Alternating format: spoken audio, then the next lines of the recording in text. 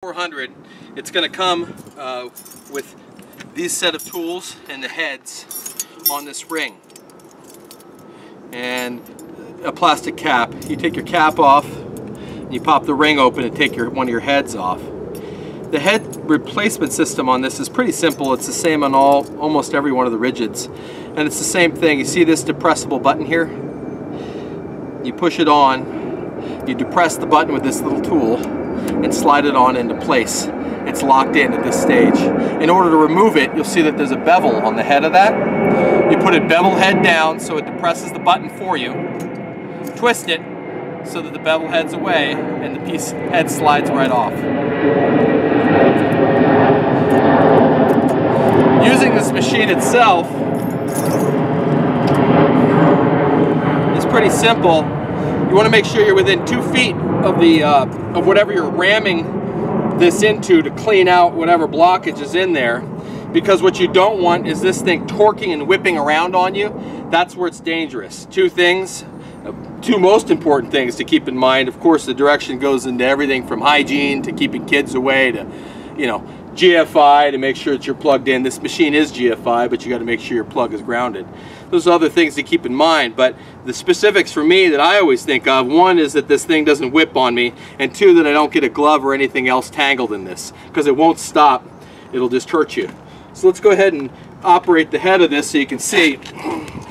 I know that forward on this machine is this direction and reverse is this direction. That's the benefit of the auto feed. It's in neutral right now and spinning. That's forward. That's reverse. You can do it manually as well when you're first feeding it into a pipe.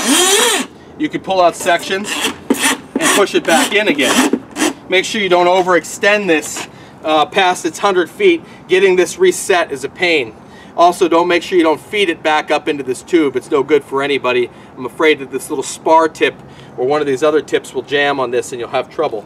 So when you're working this in a blockage, what'll happen is you'll have it out, whatever, 10 feet, 50 feet, and you'll find it starting to torque up on you as this binds and creates some tension. This machine has an auto torque on it that prevents you from building too much pressure, but it's really up to the user to observe the metal starting to bind and starting to torque. When that happens, that means that this spring steel that's in this is springing. It's creating pressure. That's good for making this head twist and turn where you want it to. But when you hit a blockage and it starts to bind, that's when you back off, go in. Back off, go in.